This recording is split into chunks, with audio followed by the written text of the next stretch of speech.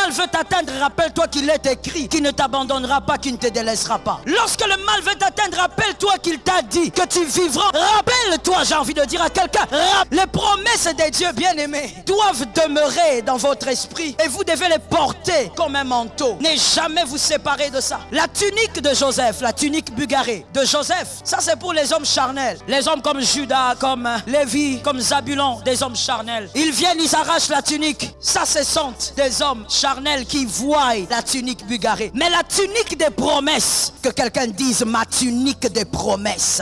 Ma tunique des promesses est invisible. Ta tunique des promesses, personne ne peut te l'arracher. Ta tunique des promesses, aucun homme ne peut te l'arracher. Ta tunique des promesses, même le diable, il est incapable de l'arracher. Oh, we praise the name of Jesus. Même le diable est incapable de te le prendre. Pourquoi? Parce que c'est que Dieu a dit, demeure avec toi, reste avec toi et tu les gardes précieusement. Je veux dire à quelqu'un, tes promesses sont attachées à toi plus que la peau qui est attachée à tes os. Les promesses. Mais seulement tu es un homme de promesses. Mais regarde comment tu trembles pendant ce moment. Regarde comment tu as tellement peur. Regarde comment tu es tellement terrorisé. Tu as même du mal à prier. Quand tu te mets à genoux et que tu veux commencer à prier pour adorer le Seigneur, quand tu commences, au lieu de dire merci Seigneur, tu commences Covid-19. C'est-à-dire tu es toi-même démoralisé, tu es toi-même déséquilibré, tu cites, donc tu es dépassé. Pourquoi? La peur. Et pourtant tu es un homme de promesses. C'est en ce moment de crise qu'on reconnaîtra les hommes de promesses. Il ne suffit pas de lever la main et de dire je suis Joseph. Non, c'est en ce moment qu'on se connaîtra les vrais chrétiens. Des personnes qui ne voient pas leur pasteur, qui sont confinés à la maison, mais qui ont les genoux à terre parce qu'ils se rappellent d'un Dieu. Ils se rappellent du Dieu de l'Alliance, le Dieu des promesses, le Dieu qui a parlé. Porte tes promesses comme un habit de gloire et que tes promesses t'aident à te réveiller le matin à dire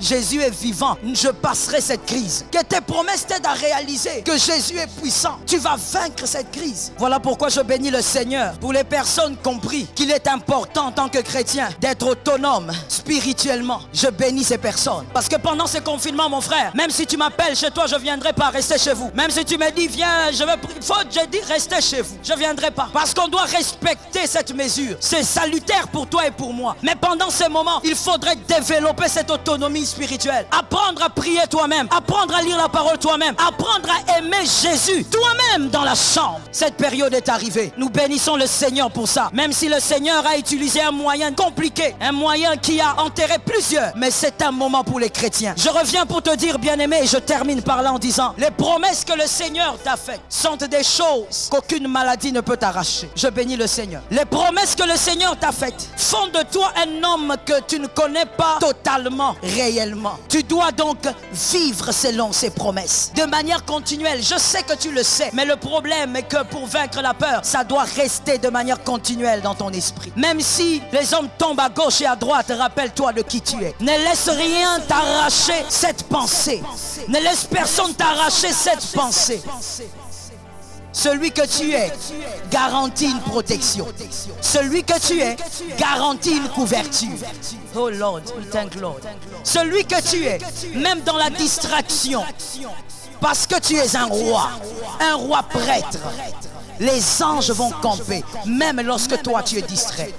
Sois capable de vaincre ce moment, cette crise, avec les pensées positives, avec l'onction qui te soutient. Sois capable de la vaincre.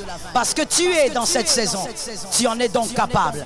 Parce que tu es dans cette saison. Le Seigneur te l'a donné pas pour mourir, mais pour vivre. Que le Seigneur te bénisse et qu'il bénisse sa parole. Je veux prier avec toi. Jésus est fidèle. Jésus est admirable. Le Dieu de grâce est vivant. Tu peux simplement lever tes mains et dire au Seigneur, Père, donne-moi la force, la capacité de me rappeler toujours que c'est toi ma protection. C'est toi qui veilles sur mon âme. C'est toi mon protecteur. Nous prions au nom de Jésus.